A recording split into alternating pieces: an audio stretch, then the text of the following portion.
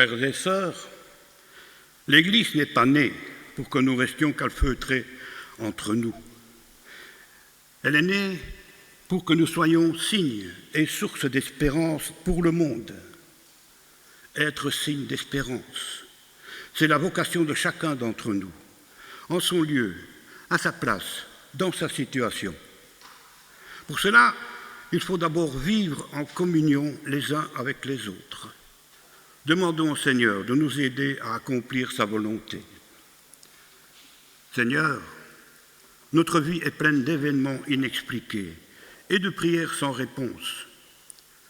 Nous éprouvons de la difficulté à comprendre ce qui se passe tous les jours. Nos mots ne sont pas assez forts pour décrire la souffrance de certains de nos frères. Parfois, nous nous demandons même si tu te soucies de notre condition. Père, nous t'offrons nos peurs et notre anxiété. Aide-nous à aller au-delà de nos inquiétudes afin d'accueillir ta présence apaisante. Amen. Et nous poursuivons cette prière par le cantique de la page 236, le 2108, les strophes 1 et 3.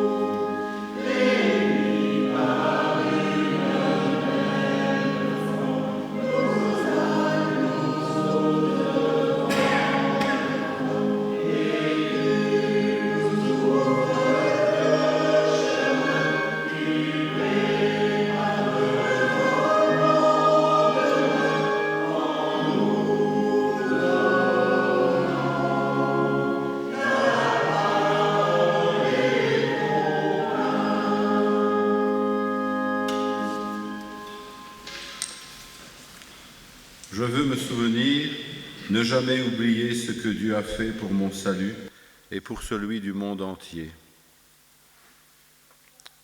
Nous lirons maintenant dans le psaume 71, les versets 15 à 23 et dans Ésaïe 63, le verset 7. Garde-moi toujours disponible, Seigneur, lorsqu'il s'agit de propager la gloire de ton nom. Ma bouche ne doit pas se lasser de redire ta générosité. Les humains doivent trouver dans mon regard une lumière de gratitude, non des soupirs. Ta miséricorde éloigne de moi mes doutes, que de bonté ne m'as-tu pas accordé. Que de grandes choses n'ai-je pas vécues grâce à toi. Ta force me permet de réaliser ce que seul je n'aurais pas le courage d'entreprendre. Je puis maintenant semer de l'espérance entre les murs de l'angoisse. Fais de moi le témoin de tes merveilles, et je dirai à mes enfants ce que tu es pour moi. Que quiconque a de la voix chante avec moi, qu'il chante le chant joyeux, délibéré. Chantons au cantique de la page 614, 2108, les strophes 1 et 4. Louange et gloire à ton nom.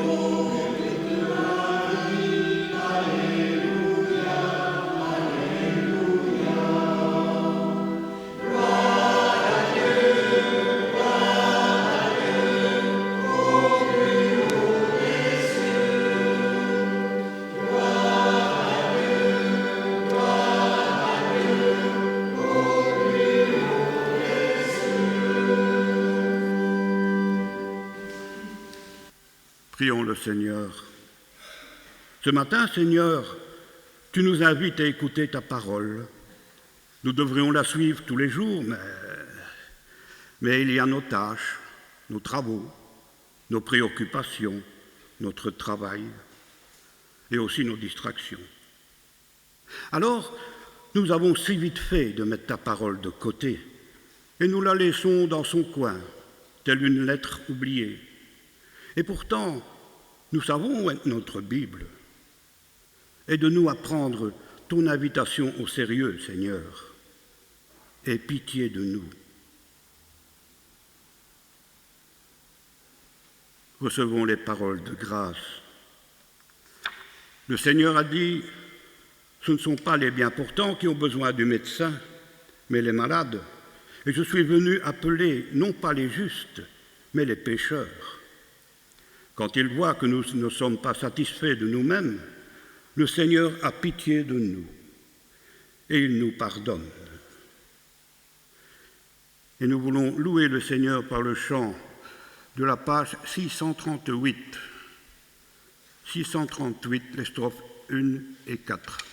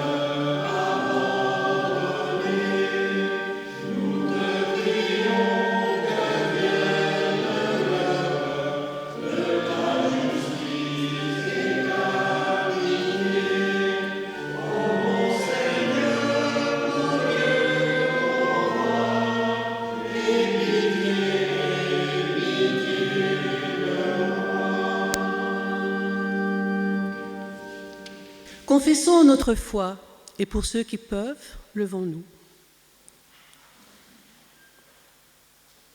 Nous ne sommes pas seuls. Nous vivons dans le monde qui appartient à Dieu. Nous croyons qu'il fait le monde pour le bonheur et pour la vie, malgré les limites de notre raison et les révoltes de notre cœur. Nous croyons en Dieu. Nous croyons qu'il travaille en nous par son esprit, pour nous apporter la réconciliation et le renouveau. Nous avons confiance en lui. Il nous appelle à nous rassembler pour célébrer sa présence, pour aimer et servir les autres, pour rechercher ce qui est juste et résister au mal. Nous proclamons le royaume de Dieu. Dans la vie, dans la mort, dans la vie après la mort, il est avec nous. Nous ne sommes pas seuls. Nous croyons en Dieu. Amen. Et poursuivons par le cantique de la page 611. Nous t'adorons, nous t'aimons.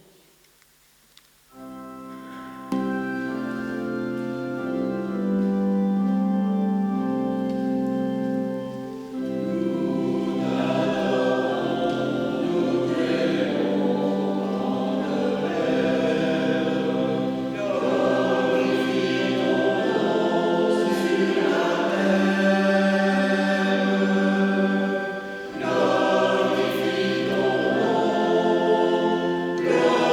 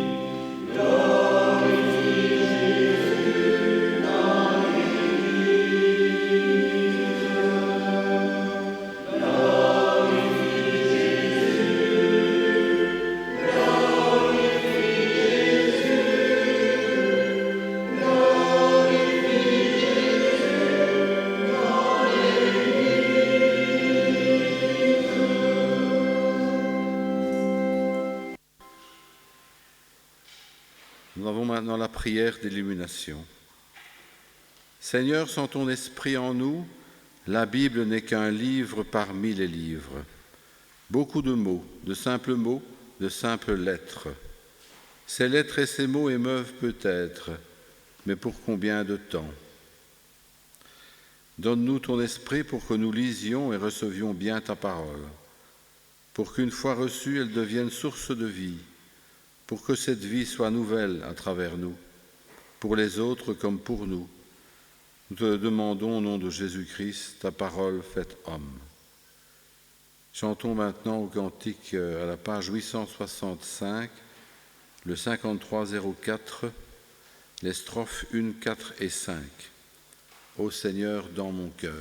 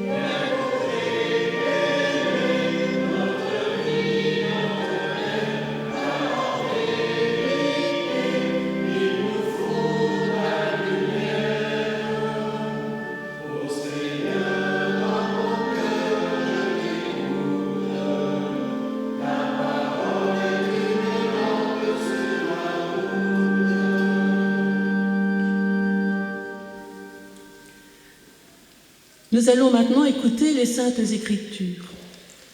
Le premier extrait est tiré de l'Évangile de Jean au chapitre 2, les versets 13 à 22.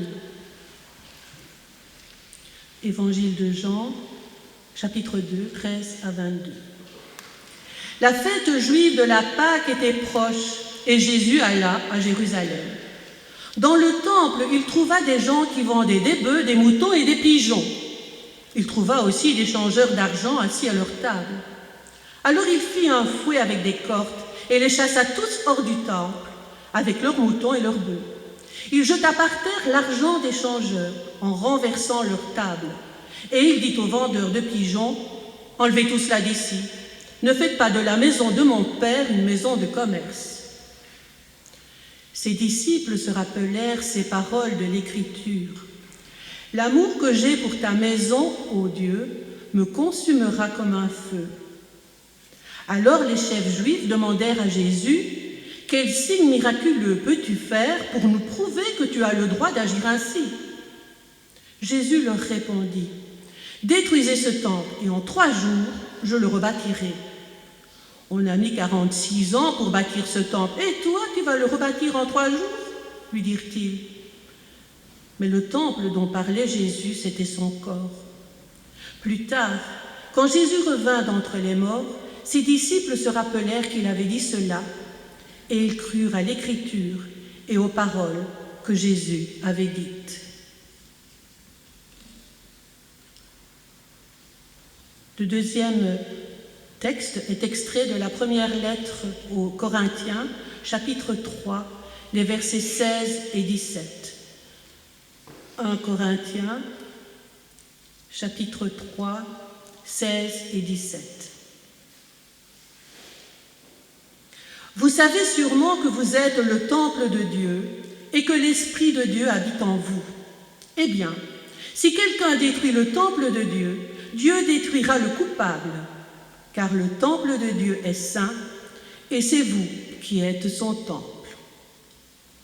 La troisième lecture sera extraite de la deuxième lettre aux Corinthiens, chapitre 6, les versets 14 à 16.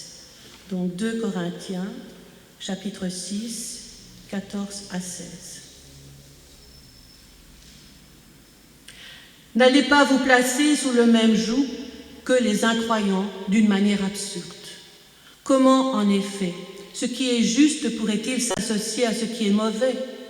Comment la lumière pourrait-elle s'unir à l'obscurité? Comment le Christ pourrait-il s'entendre avec le diable?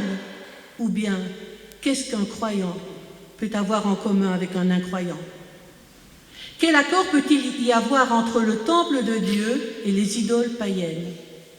Car nous sommes, nous, le temple du Dieu vivant. Comme Dieu lui-même l'a dit, « Je demeurerai et je marcherai avec ceux, et je serai avec leur Dieu, et ils seront mon peuple. »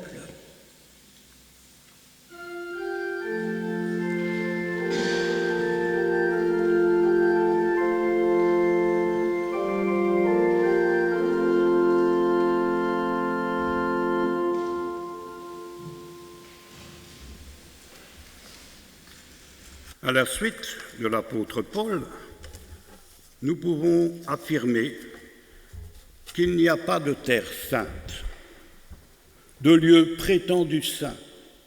Seul Dieu est saint.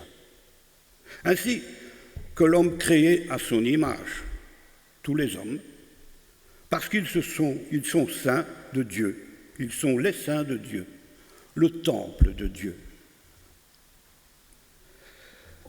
Ainsi, dans le second livre de Samuel, au chapitre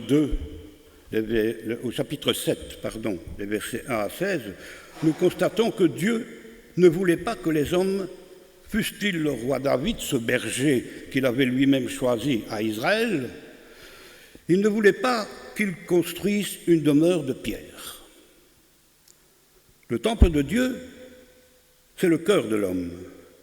Et il demeure même au plus profond des cœurs de pierre. Ainsi, chaque fois qu'un cœur s'arrête, brisé par la violence des armes ou la passion, c'est le temple de Dieu qu'on détruit.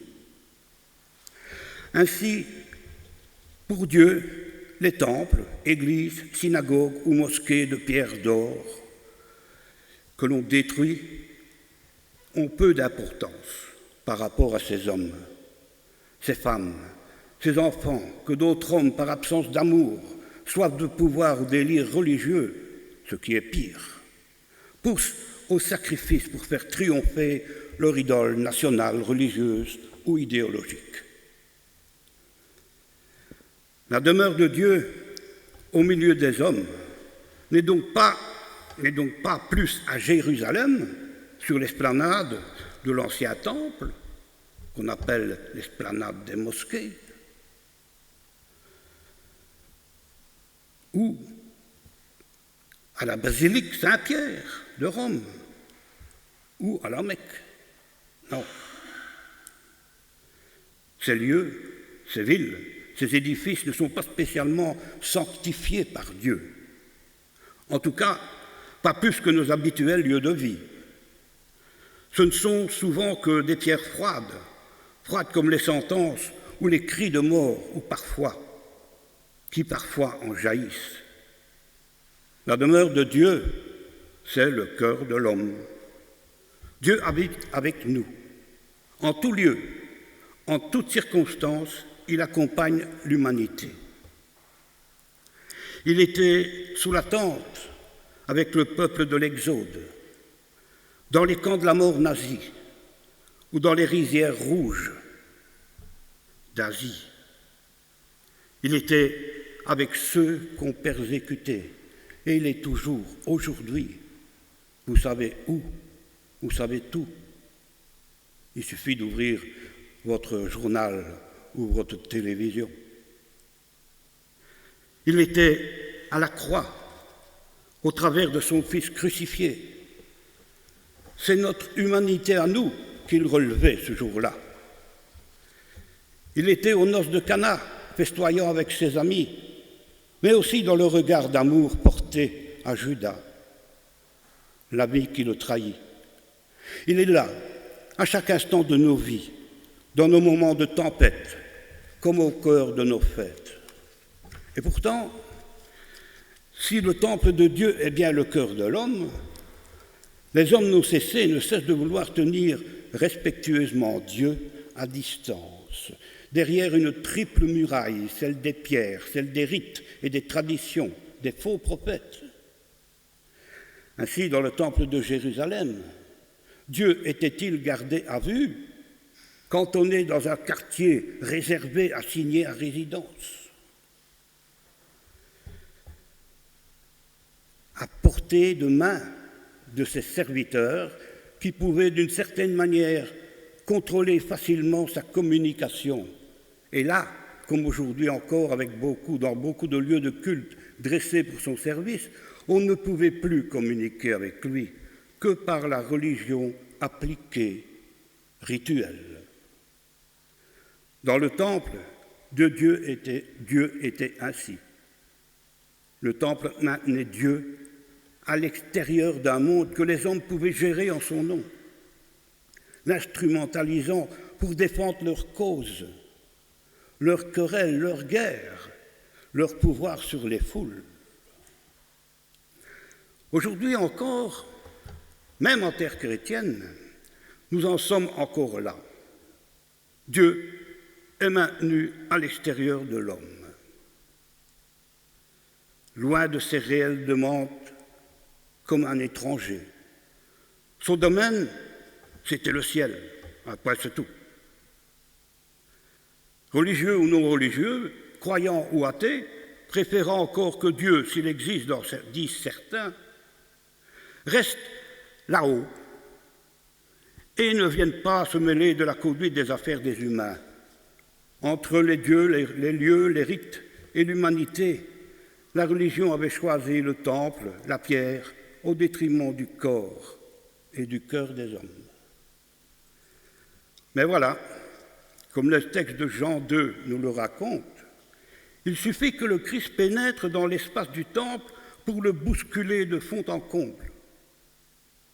Armé de son fouet, rejetant les vendeurs hors du temple, vidant le lieu de ses commerces et de ses marchandages, Jésus inaugure un monde neuf où l'expérience de Dieu n'en est plus réduite à tourner en rond entre ces quatre murs.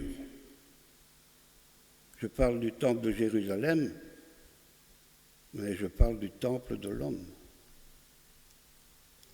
Désormais, l'expérience de la foi est ouverte à l'homme, à tous les hommes, tous les humains de partout et de toujours, enfants ou adultes, car c'est désormais le monde entier qui sera le rendez-vous de Dieu et de l'homme.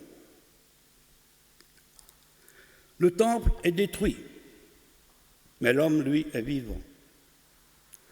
L'homme avec son corps, et pas seulement son esprit.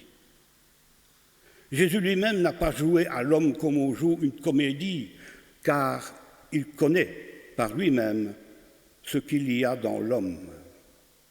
Ainsi, à travers lui, Dieu prend corps. Quand Dieu parle, c'est à travers l'homme, par sa voix. Si Dieu a pris corps dans notre monde, c'est pour communiquer avec vous, pour nous rappeler aussi qu'il n'y a pas de révélation possible en dehors du corps, de la chair, mais aussi du cœur et de la raison de l'homme. Le temple est bien détruit, oui, mais notre corps est déjà celui d'un ressuscité. Enfin, puisque le temple de Dieu, c'est le cœur de l'homme, le seul lieu saint à délivrer du mal comme de l'oppression, c'est justement le cœur de l'homme, mon cœur, votre cœur, nos cœurs. Amen.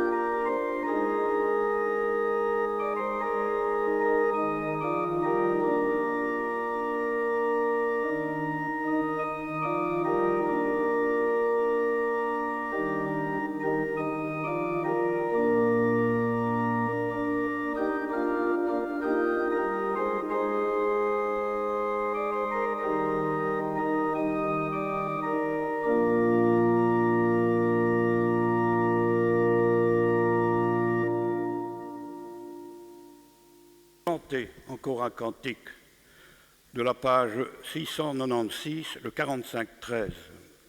696, 45-13, les strophes 1 et 3.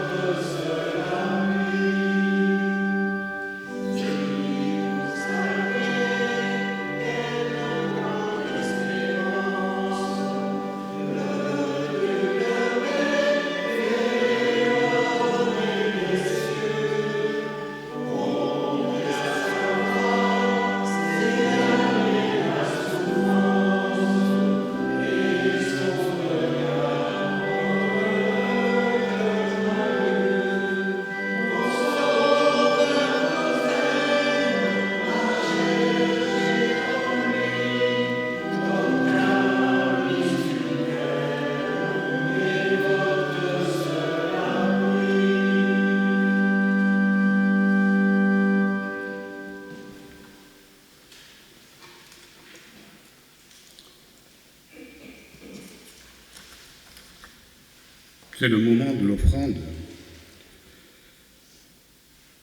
Prions le Seigneur. Jésus s'est donné lui-même pour notre paix. Tout est basé sur cette offrande, sur le partage de Jésus. C'est la source de notre espérance, de notre force. Nous sommes faibles lorsque nous oublions que la base de la vie spirituelle est le don de soi. Par l'offrande, nous faisons, nous exprimons notre volonté de mettre notre vie tout entière au service de l'amour de Dieu et que Dieu nous a d'abord manifesté en Jésus. Seigneur, nous plions souvent sous le poids des questions qui nous accablent, mais nous regardons vers toi, notre espérance. Permets-nous de progresser ensemble avec Jésus pour découvrir mieux chaque jour la lumière de cette communion à laquelle tu nous invites. Amen.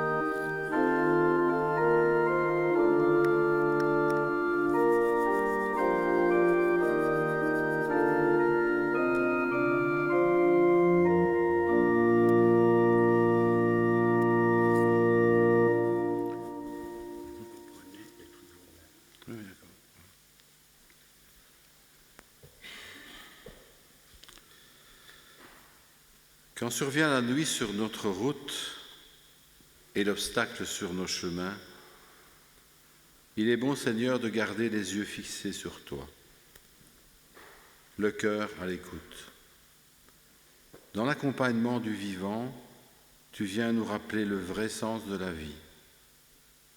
Notre chemin passe par des déconvenues et des déceptions, mais Jésus vient nous réchauffer le cœur et dissiper nos doutes. Ainsi, Père, renouvelé dans l'espérance, le cœur ardent pour porter ton message à nos frères, nous te chantons au cantique de la page 297, 24-13, « Viens, Seigneur Jésus, par ton esprit ».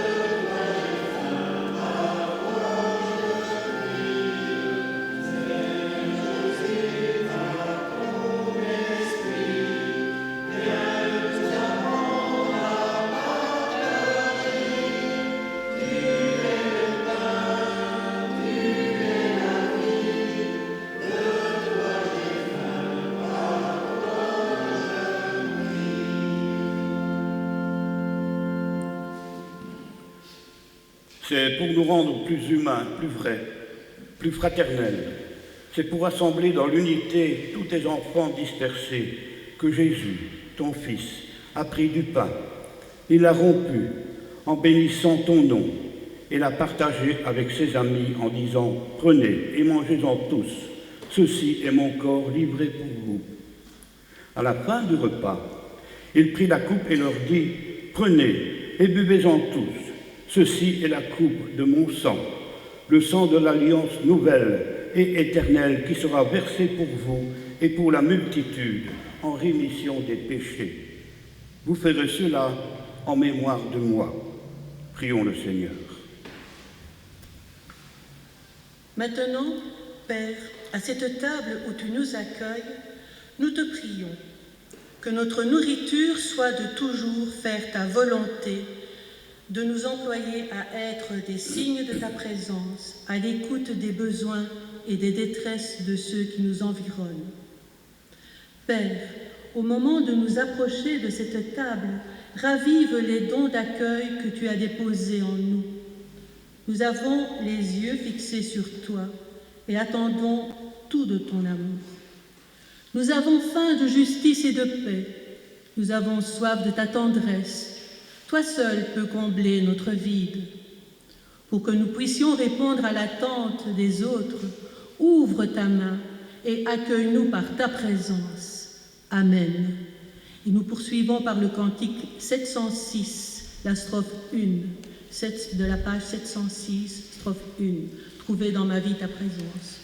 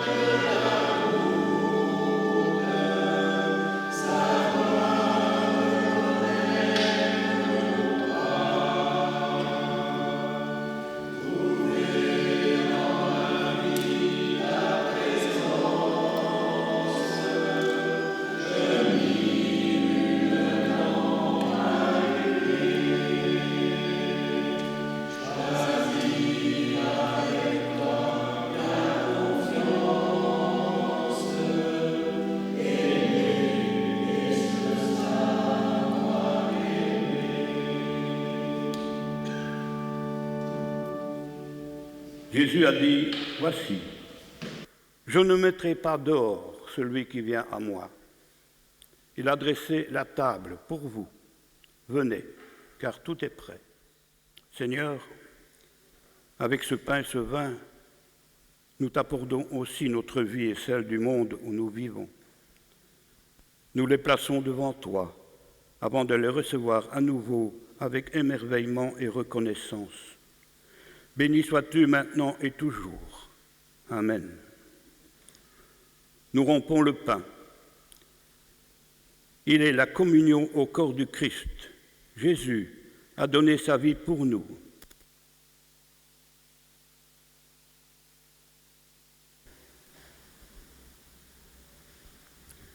Nous disons merci pour la coupe. C'est la nouvelle alliance, la communion au sang du Christ. Ce sang a été versé pour nous. Par cette alliance, qu'il renouvelle sans cesse, Jésus fait couler en nous sa vie. Le corps du Christ, mangez-en tous.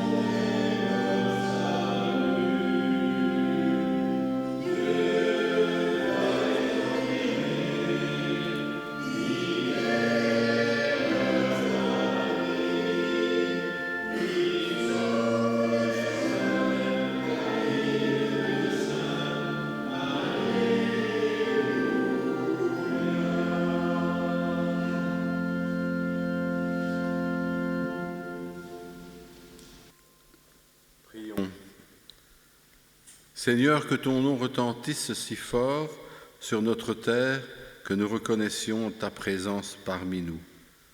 Que ton règne d'amour et de joie vienne réchauffer tes enfants pour déloger l'angoisse, la souffrance, le péché. Que ta volonté manifestée dans le Christ se fasse aussi à travers nos efforts de justice, de partage et de paix. Tu nous as donné aujourd'hui, par ce repas, notre part d'affection, notre part de force, pour vivre et répandre la bonne nouvelle. Pardonne-nous nos offenses, comme nous essayons aussi de pardonner les offenses de celles et ceux qui nous blessent, nous ignorent ou ne savent pas nous aimer. Ne nous soumets pas à la tentation du refus, de la passivité, de la facilité, de l'évasion, mais délivre-nous du mal qui s'incruste dans le monde et en nous-mêmes. Nous voulons tous t'adresser cette prière que ton Fils nous a laissée, de notre Père, qui es aux cieux, que ton nom soit sanctifié, que ton règne vienne, que ta volonté soit faite sur la terre comme au ciel. Donne-nous aujourd'hui notre pain quotidien. Pardonne-nous nos offenses, comme nous pardonnons aussi à ceux qui nous ont offensés. Ne nous soumets pas à la tentation, mais délivre-nous du mal, car c'est à toi qu'appartiennent le règne, la puissance et la gloire, au siècle des siècles. Amen. Le Seigneur a nourri notre foi. Allez en paix.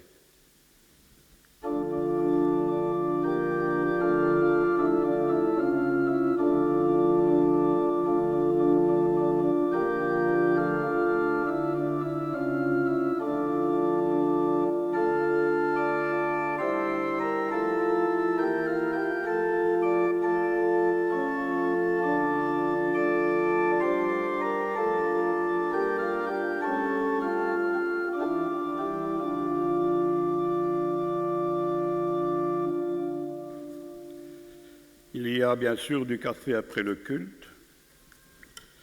Je ne vous donnerai pas les troncs de la semaine passée parce que j'ai omis de les inscrire. C'est ma faute.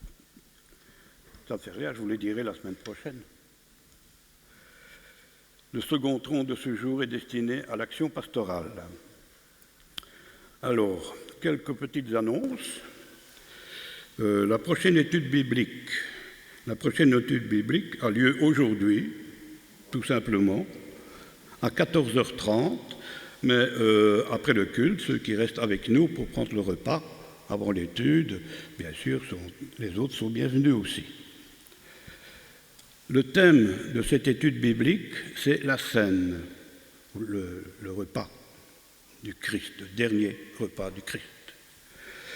Et cette étude biblique sera conduite par M. Christian Bouillon, que nous connaissons bien. La prochaine réunion de prière œcuménique a eu lieu, je ne vous l'annonce pas puisqu'elle est finie. C'était vendredi.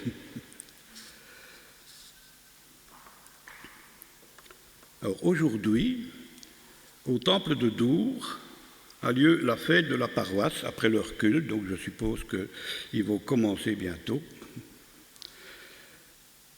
La prochaine rencontre régionale du district aura lieu le 18 septembre 2022.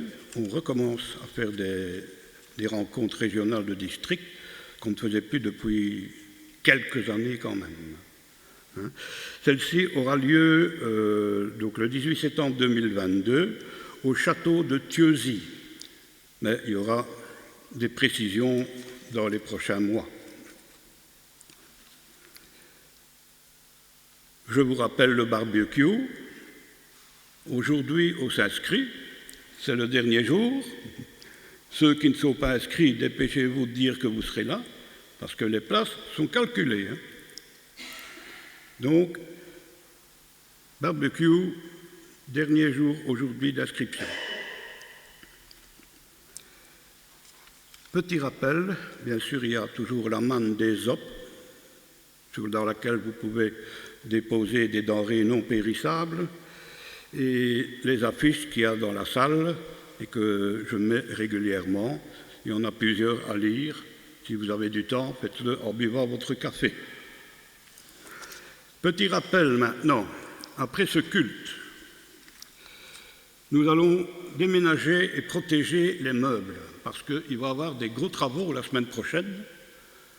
On va forer, on va taper dans les murs, on va mettre des tuyaux, on va mettre des appareils ici dans les murs, ici au plafond, etc.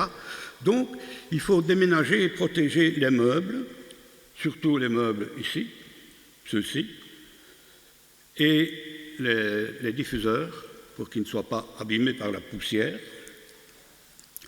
Il y a aussi à dégager l'allée centrale. Il va falloir reculer toutes les chaises contre le mur. Il y a aussi à dégager la salle du consistoire. Une grande partie de la salle du consistoire doit être dégagée. On peut tout mettre dans l'entrée en attendant.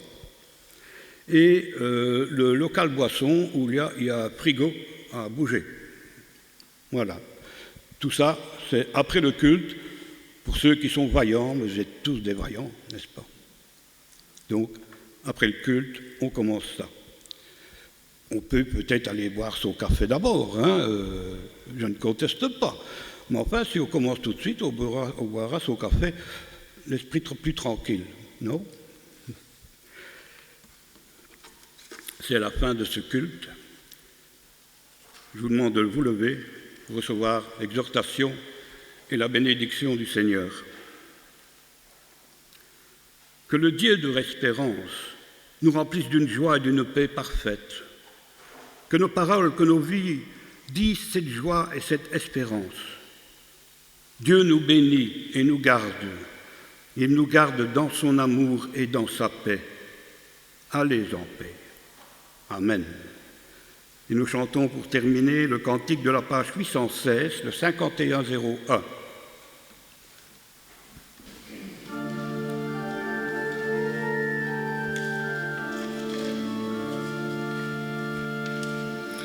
Je chanterai